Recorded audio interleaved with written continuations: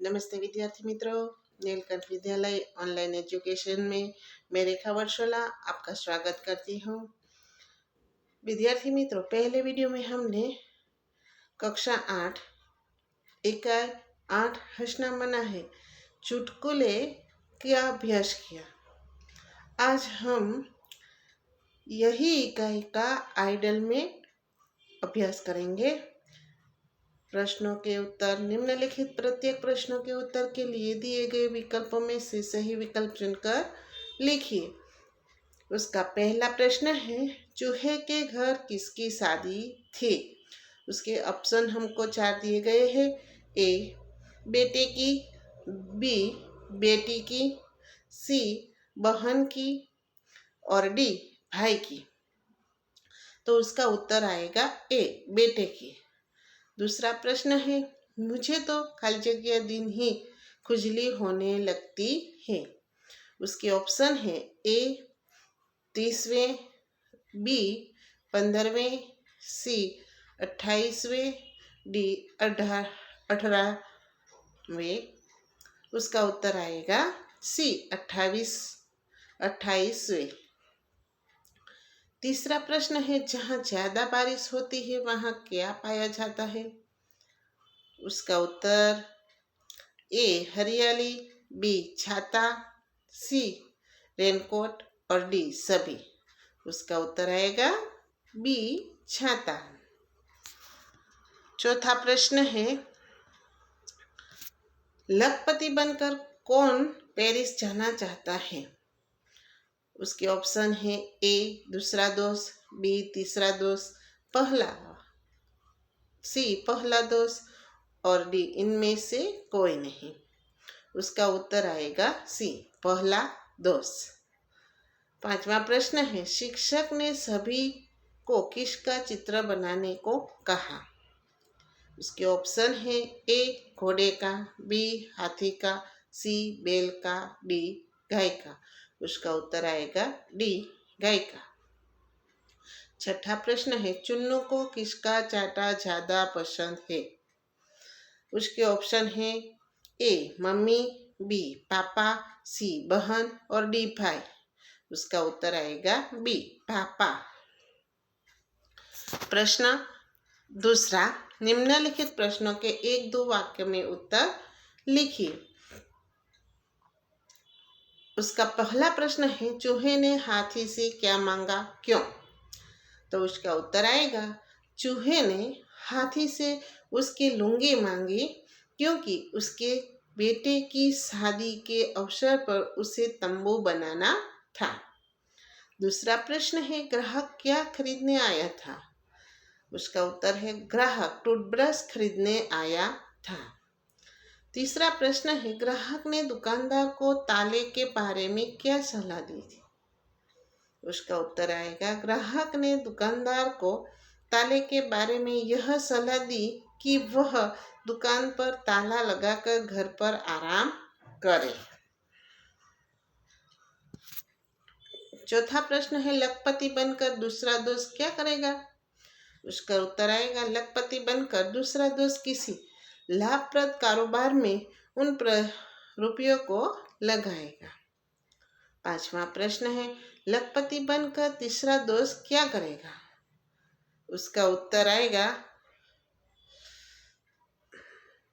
लखपति बनकर तीसरा दोस्त तब तक सोता रहेगा जब तक वह करोड़पति न बन जाए। छठा प्रश्न है, लड़के ने भूत, भविष्य और वर्तमान के उदाहरण से कैसे दिए? उसका उत्तर आएगा, लड़के ने उदाहरण देते हुए दादाजी को भूत, पिताजी को वर्तमान और स्वयं को उसका भविष्य बताया। सातवां प्रश्न है, रेल का किराया बढ़ने पर भी यात्रियों की संख्या में वृद्धि क्यों हो रही है? उसका उत्तर आएगा, रेल का किराया बढ़ने पर भी यात्रियों की संख्या में वृद्धि हो रही है क्योंकि हर आदमी यही सोचता है कि अगले साल किराया अधिक बढ़ जाएगा, इसलिए अभी यात्रा कर लें।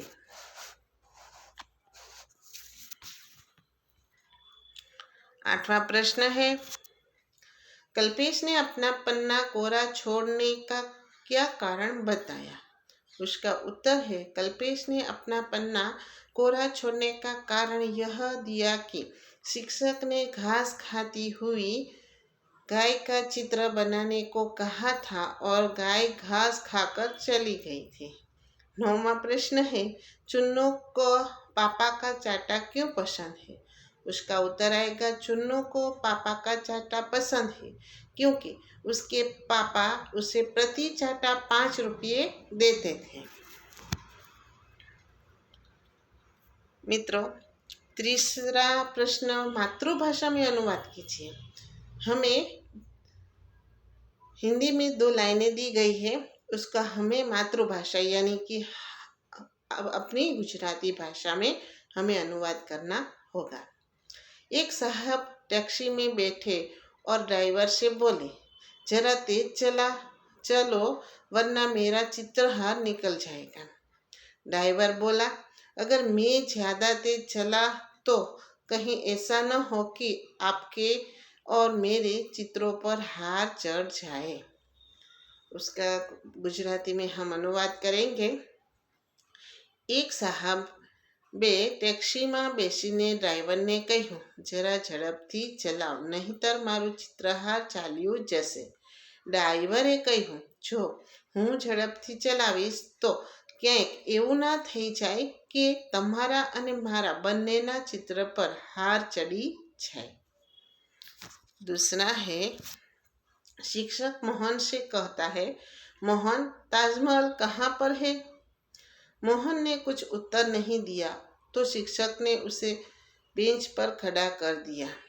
मोहन बेंच पर खड़े होकर, साहब यहाँ पर से भी नहीं दिखाई देता। उसका हम गुजराती में अनुवाद करेंगे। शिक्षक मोहनने કહ્યું, મોહન તાજમહલ ક્યાં આવેલો છે? મોહને કંઈ જવાબ આપ્યો નહીં ત્યારે શિક્ષકે તેને પાટલી ઉપર ઊભો કરી દીધો।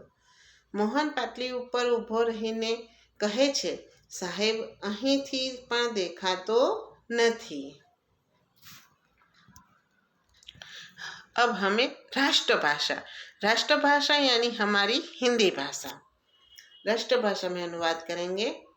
हमें गुजराती में पैराग्राफ दिया गया है, अब हमें हिंदी में उसका अनुवाद करना है हमारी राष्ट्रभाषा में। रमेशे કહ્યું, આવી જિંદગી કરતાં તો મોત સારું। અચાનક યમદૂત આવી ગયા અને બોલ્યા, તારો જીવ લેવા માટે મને આદેશ મળેલો છે। રમેશે કહ્યું, લો બોલો, હવે તો માણસ મજાક પણ નહીં કરી શકે શું? એનો उसका उत्तर आएगा, रमेश कहता है, ऐसी जिंदगी से तो मौत भली। अचानक यमदूत प्रकट हुए और बोले, तेरे प्राण लेने का मुझे आदेश मिला है। रमेश कहता है, लो कर लो बात, अब इंसान मजाक भी नहीं कर सकता क्या? दूसरा दिया गया है, ब्रिजेश भाई બસમાં ઊભા રહીને મુસાફરી કરી રહ્યા હતા। એક મુસાફરે તેમને બેસવા માટે જગ્યા કરી આપી। બ્રિજેશભાઈએ કહ્યું, મારે બેસવું નથી, મારે ખૂબ ઉતાવળ છે।